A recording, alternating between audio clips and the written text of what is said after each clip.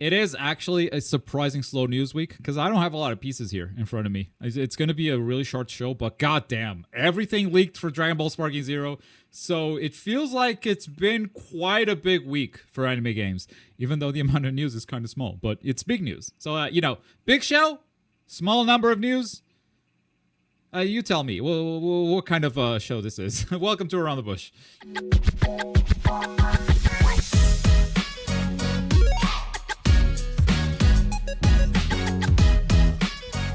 That's right, folks. We're back, and this is September 13, 2024. Around the Bush for all the anime gaming news. And, folks, we started off the week with Jun Furatani, the producer of Dragon Ball Sparking Zero, setting some expectations. Looking back at this now, it's just funny. It's just funny. But this week, they put out an interview on the Bandai Namco website. So, yeah, Bandai Namco interviewing themselves again. Self-5. One of the questions, though, was really good.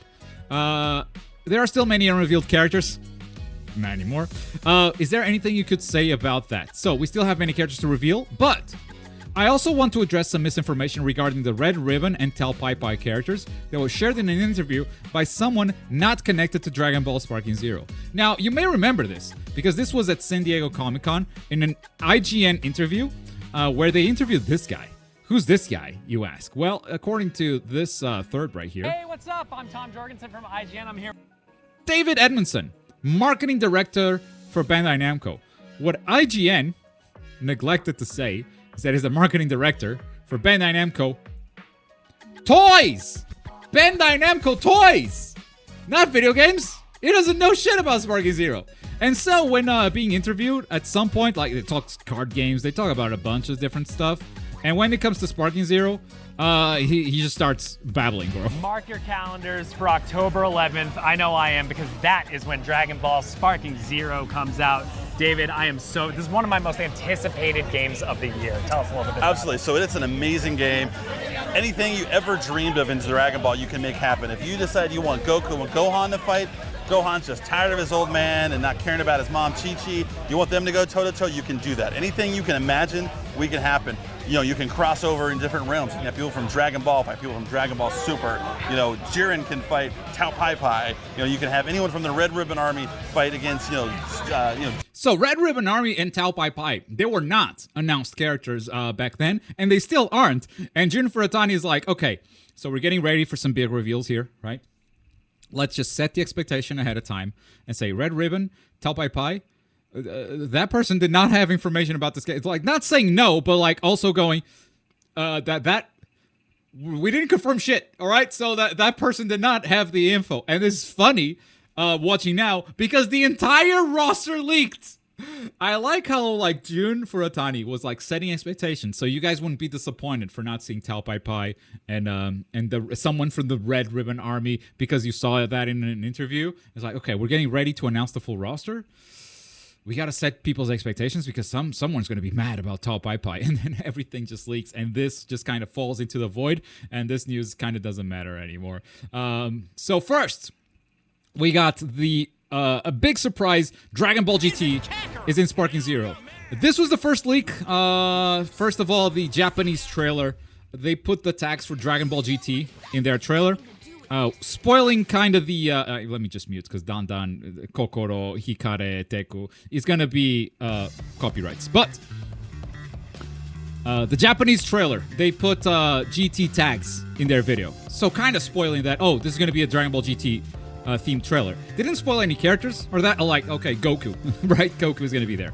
But the big confirmation and actual, like, big spoiler, it was just Nanogenics posting his reaction 2 hours too soon. Now, creators usually don't get access to trailers. This is not a normal thing, okay? We don't usually get to see trailers ahead of time. Nano reacted to Dragon Ball Sparking Zero, to this trailer, to the GT trailer, together with Afro, together with Rhyme, together with Dotto. I'm not going to tell you what they're doing, but these four, they don't just get together for no reason, okay? They didn't just go to each other's house. They're in a room that's like empty with white walls. You can kind of figure out what's going on, right? So that's why they had access to the trailer. This is not normal. This doesn't happen often.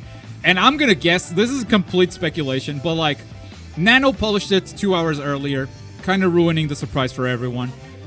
I think it was a big deal because when Japan has leaks like this, they lose all trust in content creators, and we might lose opportunities like we had with Summer Games Fest. We got to capture gameplay for Summer Games Fest. We were like the first ones to play the game, and instead of just like giving you the usual, well, here's two people that never played Tenkaichi, they're gonna mash buttons because they're celebrities or whatever, instead of getting that type of gameplay, you got gameplay from Dragon Ball fans, and you got to see the game in a way that you wouldn't have seen, and that like it happens to so many like anime games. We just had Bleach gameplay recently, which we broke down, by the way.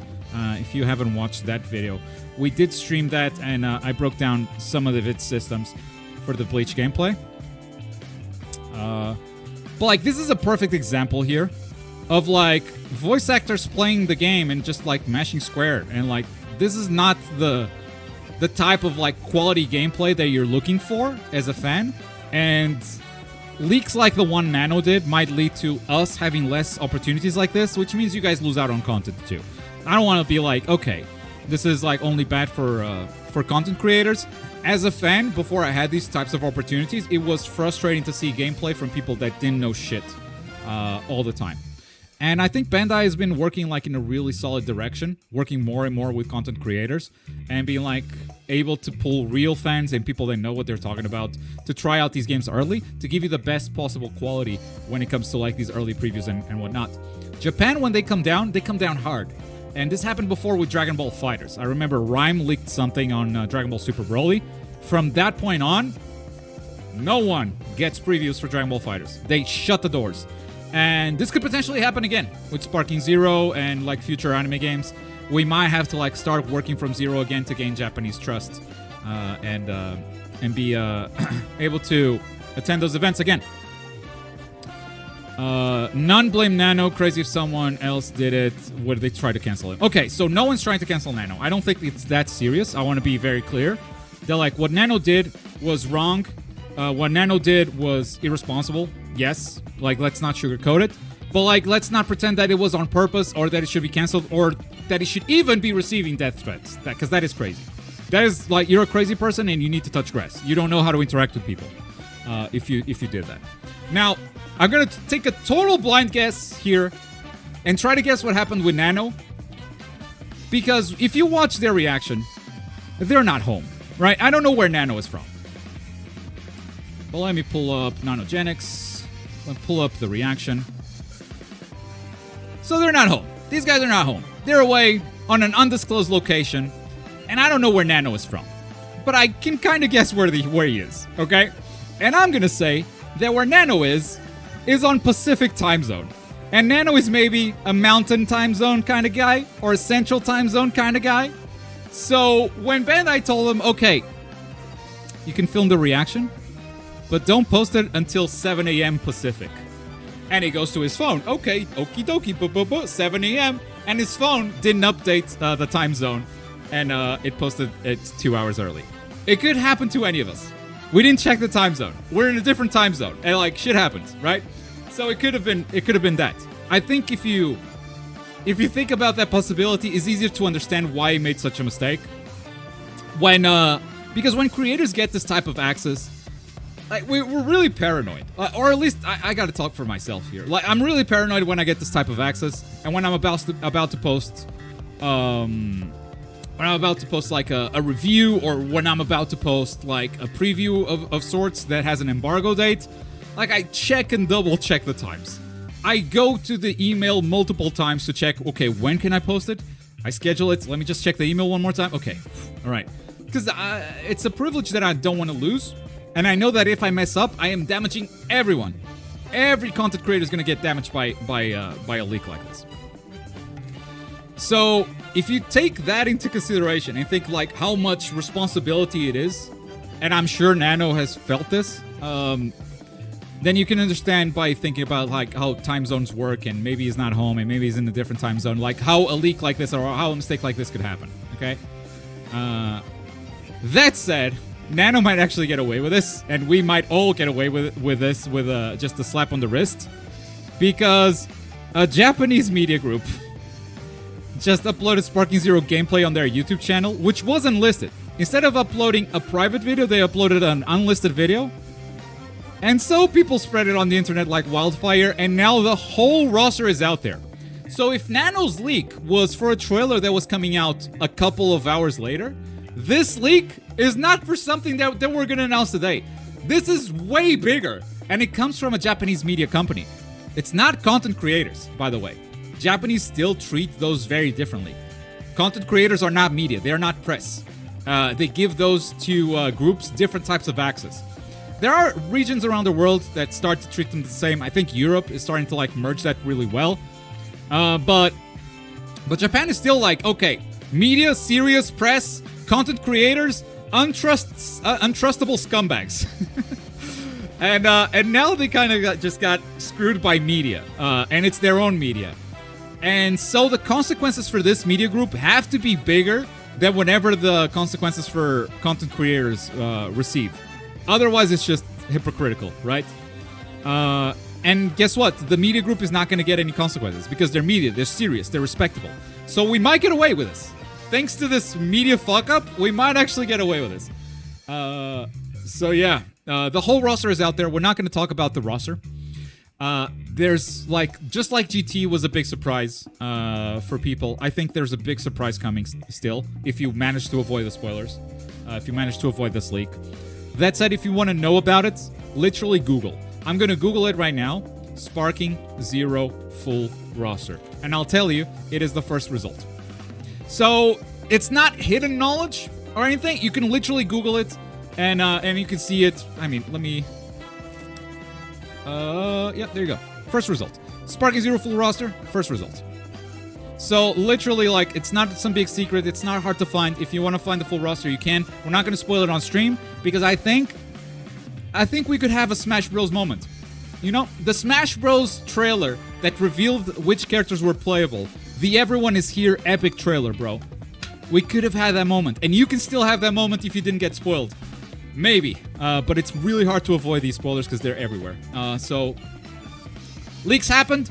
I think leaks are bad for everyone because like they rob us of moments like this. But at the end of the day, it's not like it changes the game or whatnot. I think they absolutely cooked with this marketing plan. I think they kept us on our toes. GT was like a big like 3D chess move for them where they were like, we're not going to reveal GT for this long. We're going to make people question whether GT is in the game or not. And then just bam. Yes, this game is everything I wanted. And they have another bam incoming. And I'm sad they got stolen. That moment got stolen from them. But it is what it is. And that's the news for Sparking Zero. Bleach, Rebirth of Souls, has a new character reveal, and that's Rangiku. Rangiku Matsumoto, she is right here. And Rangiku got announced. She has kind of a generic moveset, I'm not going to lie. But also, I don't know what else they would do. That said, when she goes into Awakening and unleashes her Shikai, it actually looks kind of scary. But better than this, we got this weekend some Bleach gameplay. And uncut gameplay, which was something I was asking for a very long time. And we actually finally got it on Kruby Inside. Kruby Inside, I believe... Oh, this is like a behind-the-scenes all things Bleach. So not just the game, but... manga, anime... Not manga, manga's done. But like anime and stuff. Taite Kubo was here. And this first gameplay clip is so good. This first gameplay match is actually the best thing to come out of this. This allowed us to understand this game so much better. Allowed us to see like the pace of battle. Allowed us to see like what an auto combo looks like, what the movement looks like. We understand this game so much better now. It's so good. And I'm so much more hopeful now than back when we were just getting trailers, because this actually looks great. We got, you know, basic combos here and there. Big sub. Let's go from Steamy Noodles. Thank you so much for the sub. Yurichi and Ichigo are my two favorites. Well, you get to see them battle. The big question, like, okay, so this is a game. I'm going to call it an arena fighter. It might actually be a fighting game. We'll see. But I'm going to call it an arena fighter that has 5 bars on each side. So you have a health bar, you have a Kompaku or soul meter, you have a spirit gauge, you have a reverse gauge, you have an evolution gauge. I also have a block gauge. So I guess you have 6 bars on each side.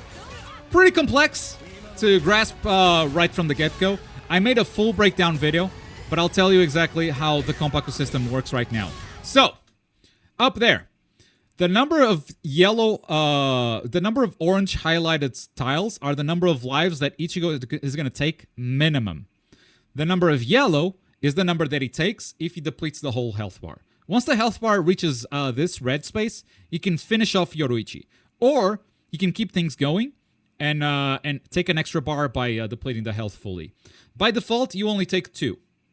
But you can do certain things to buff the number of things that you take, like evolution, going into Bankai. After Bankai, the bar keeps filling up and goes into another state called sublimation. That also adds another one, etc., etc. Ichigo has a character-specific thing where when he activates reverse mode, he gets a bonus. That's why there are 3 highlighted minimum, and that's how many he's going to take here.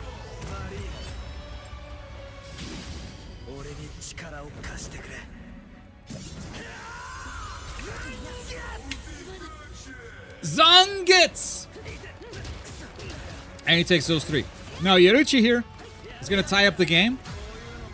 She takes 2 minimum, right? By the way, this takes 50% health. It's not just a special attack, though, okay? I think this is... It's wielding the special move that, yes, costs meter, but also he still has reverse active. So, like, health gone! So much damage, but it might be because reverse was still active. Evolution bars are active. Ichigo goes Bankai, which means now he takes a minimum of 3 bars, potential 4.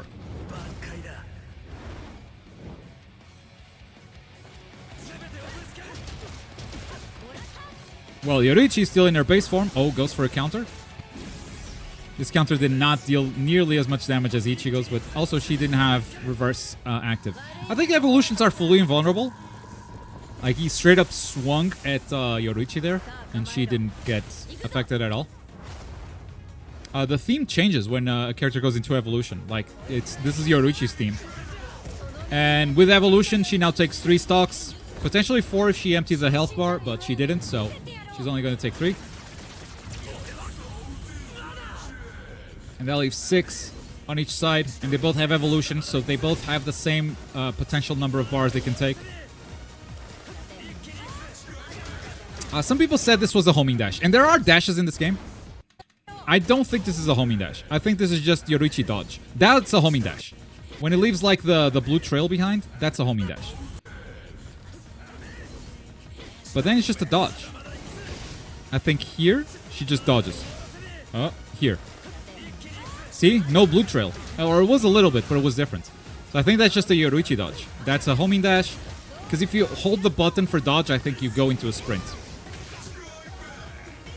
It's a cool, like, drive impact type of effect. I think it has 1 hit of armor.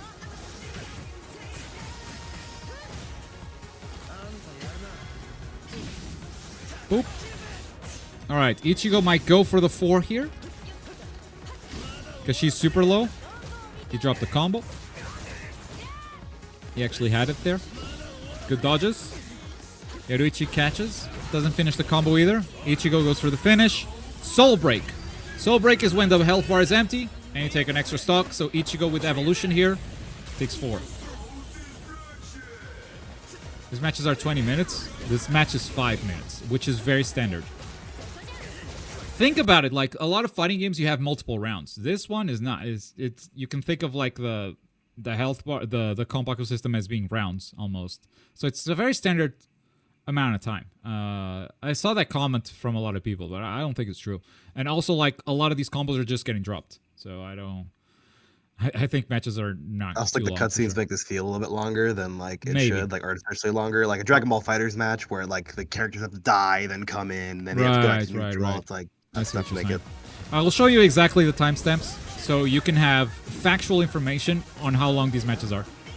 But I don't think it's that crazy. Reverse action activated by Yoruichi. She doesn't get extra stocks taken away with her reverse action. That's something unique to Ichigo. But she's going to trigger Soul Break, which means she takes 4. The default 2, plus 1 for Soul Break, plus 1 for her evolution.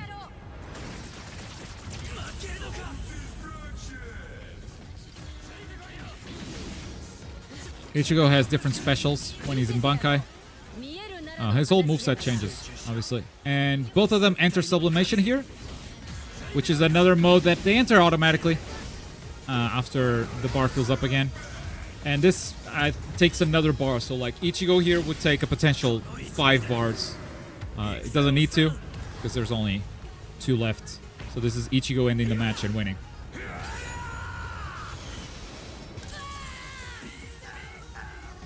I kind of like the announcer. Some people didn't vibe with him. I kind of like it. I'm going to let it end. Cool. So that is 6 minutes, almost exactly. The fight started. If we count the stage pans, the fight started at 1 minute 02. So this is literally 5 minutes in the match. Literally 5 minutes. Which it's not crazy. It's like average for anime games. Storm games are longer. And that is the Bleach news. There's more gameplay and there's more breakdowns on the channel. I go into detail on a few other mechanics. They show off some Rukia, some Gin gameplay as well. So yeah, make sure to check that out. Final bit of news today is a little bit of useless news because useless Mia has made it to JJK. Okay, maybe she won't be the useless Mia, but Mia's coming to JJK. Thanks for the scan here, Mr. Shonen Games. Finally, a reason to play Curse Clash again. This might be my last DLC for Curse Clash. This might be my farewell. Pack it up, Curse Clash. I'll play this character and get out. So, Miwa. Miwa. What? What do you mean? Did I say Mia? My bad. Useless Miwa. Okay. Anyway, Miwa is coming to Curse Clash. Here's a bunch of skins as well. But obviously, she's the one to look out for. Think the 26th is when she's coming out, which would line up with Bandai releasing everything at the same time, because I think that's also when Storm Connections is doing DLC. So cool, thanks Bandai. More work for me, I guess. That's gonna do it for today on Around the Bush. If you guys enjoyed the show on YouTube, make sure to swing by the Twitch, because we do this every Friday, and we have a little Q&A before and after the show. If not, keep enjoying the show on YouTube. Love you guys all the same. Thanks for watching.